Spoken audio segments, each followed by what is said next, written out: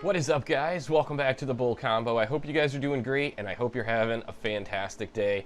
Coming at you guys with another edition of the weekly Metaverse update. And if you're watching this video, I'm currently in Florida. I had to pre-record this video by a day and a half because I was traveling.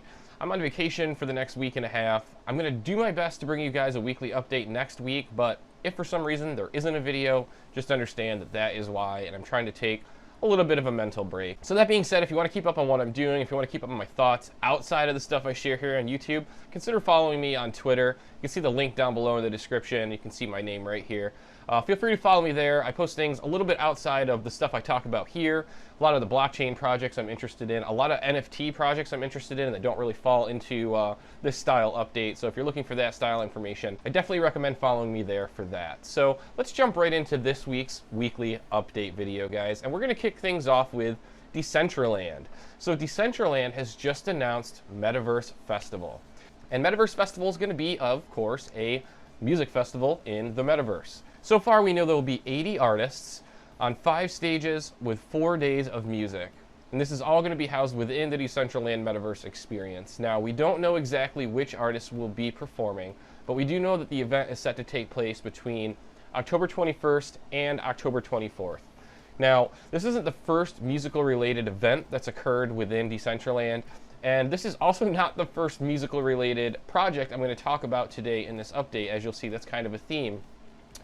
The music industry has really been talking about the Metaverse lately because it's definitely a tool that could very much be leveraged by musicians, and music and gaming may be the first two industries to push blockchain and Metaverse-style interactions to that next level.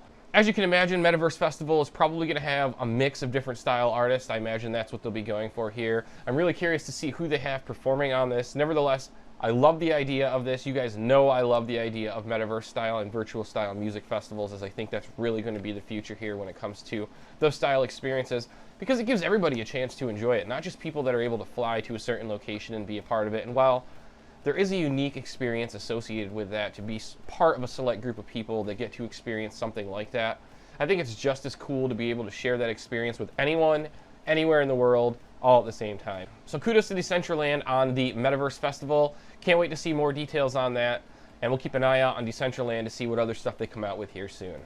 Nextech. Vancouver-based Nextech AR continues to make waves in the Metaverse. They've announced a new partnership with the City of London. Nextech AR specializes in location-persistent AR experiences.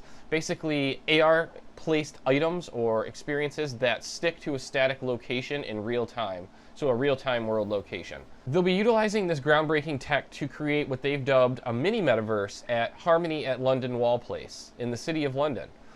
Basically, it's going to incorporate a series of location-anchored augmented reality artworks, bringing London to life with visuals and music from Guildhall School of Music and Drama and London Symphony Orchestra.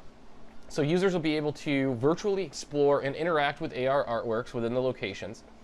These creations are going to be showcased in spatially mapped locations and experienced by users through their smartphones in the Harmony at London Wall Place mobile app. This is really cool, guys. It's interesting to see a city getting in on this type of experience. The City of London actually creating a metaverse experience to show off some of the arts and music that is centered within the city and kind of is a staple of the City of London, is some of their arts and music. So very cool experience. Also cool that the only thing required to access this is your smartphone. So all you have to do is download the application. I imagine it's going to have some sort of proprietary camera that you can use. When you're using this camera app, it will show you the augmented reality art in addition to the real world surroundings. So I think we're going to see a lot more of these style experiences, both with art and obviously with other types of experiences, music experiences. Obviously, they're incorporating music into this, but I think it's very promising and very telling to see things like the City of London, the entire city, thinking that this was a good decision, this was a wise decision or a wise way to spend money on promotion of the city. That's very telling of where blockchain and metaverse style experiences are going. And I think that we're going to see a lot more from other cities, from other large brands and stuff like this in the near future. I'm personally excited to see what kinds of experiences we get. Nevertheless, awesome stuff. The Sandbox. It's actually been a rather quiet week in the Sandbox, but there was a couple NFT drops that I did want to mention here. The first being the Isla Obscura NFT drop that actually went live last Friday. And that featured 2 separate packs of NFTs, including stranded NPCs, naval sailors, elementals, and more. In addition to that, they just announced the Creators Fund Halloween collection, and while there hasn't been a release date or details available quite yet, I'll be sure to share those once available, and I imagine that in the next week or 2 this will be available since it's Halloween themed and there's only a few weeks left in the month of October. Just a quick note on some of the previous NFT drops. If you weren't able to get in on an NFT drop in the Sandbox for some reason, the first thing I would do is recommend going to see if the item's still available. Some of the items don't sell out instantly. In fact, some of them stay available for several weeks. There's items from previous drops that were available for up to a month. So the first thing I'd recommend is just going in and seeing if that item's still there and if it's something you can buy with Sand. The other option you have is to purchase it on the secondary market, whether that be the Sandbox market or a place like OpenSea. So there's an item that you absolutely want, that you absolutely need to have for your experience, you can find it through one of those routes. So don't think that you're out of luck just because you missed the initial drop or anything like that. Just something I wanted to include here, as I've seen some conversation about it in the past. All in all, not too much coming out of the Sandbox this week, but with 2 NFT drops, they find ways to keep things exciting, even in their downtime. Jay-Z. MVP, the venture capital firm formed by Jay-Z, along with several partners, is investing in Spatial Labs, otherwise known as sLABS. The goal is to focus on the creation of metaverse and blockchain-based products. sLABS will launch its first product next year called LNQ, a blockchain-enabled hardware platform. Now, we have very little details on the platform itself, as the company has declined to comment further. However, they did state that they want to, quote-unquote, use LNQ to provide young creators with better tools to utilize the metaverse as it becomes a reality. So this sounds like it very much could be a music-themed platform of some sort, whether that be hardware that integrates at a blockchain level, or some sort of software or NFT-style ownership to give owners and creators a little bit more control over the content that they create and put out there. We'll have to wait and see exactly what this is, but Jay-Z has been very, very busy and very, very involved in the blockchain and crypto world as of late. This isn't the only project he's involved in. I do know for a fact he's involved in a project with Jack Dorsey that's trying to bring cryptocurrency to Africa, specifically trying to make Bitcoin the currency of Africa. Now, I don't know how much success they're having with that, although I know the project is currently worth several $1 million, so they're doing something right still. Nevertheless, it's very encouraging to see people at Jay-Z's level taking this seriously and starting to invest in this as well. HTC. HTC is reportedly working on an HTC Vibe-themed metaverse experience. The experience is rumored to be based on a customized version of Mozilla Hubs with a persistent social layer. For those unfamiliar with Mozilla Hubs, it's a browser-based VR chat platform. Users can host meetings and send invites to others to join the VR-based meetings with a VR device or just a browser. Think of it kind of as a VR version of Zoom, where you can still meet and talk with an individual, but there's also a physical or visual element to it that kind of creates a togetherness feeling. A now deleted, unlisted HTC webpage pitched the Viveportverse as letting users meet people around the world and explore a variety of events, from virtual tourism and exhibitions to sports events and festivals. It also listed potential future features, including NFT integration, as well as user-generated content. Is this an early competitor for Facebook Horizons? It definitely sounds like the metaverse battle is really starting to heat up here, and while we don't have enough information about this to make that assessment for certain, one can definitely imagine that there will be a lot of competition coming out here in the next year or 2 for metaverse superiority, especially when it comes to being the first to really create that all-engrossing, all-encompassing metaverse experience. Now, I do think Mozilla Hubs is sort of limiting in its technology and in its layout and concept and design, so we'll have to see exactly how they decide to utilize Mozilla Hubs. Maybe this is just a bridge to something bigger. Maybe this is just to show people what the capabilities could be down the line. Nevertheless, it's really encouraging to see another metaverse-style experience popping up, and something that's competing with Facebook a little bit, because while it's cool that Facebook is pushing this forward, since they probably will help progress the technology and space as a whole, competition's healthy, it's very good, it's important, and it's beneficial to the consumer. So overall, a very awesome concept here. Can't wait to see what HTC is working on. Upland. Popular virtual land platform Upland has partnered with Spirit Halloween for a spooky metaverse experience. The partnership will kick off with an exclusive sale of Spirit Halloween-themed game pieces called Block Explorers. Following this launch, Spirit Halloween will take over the Upland Metaverse with Halloween-themed Spirit Halloween NFT bundles featuring in-game decorations, block explorers, and exclusive Upland Legits, a new generation of unique interactive NFTs. Upland is a blockchain-based virtual metaverse that's mapped onto the real world.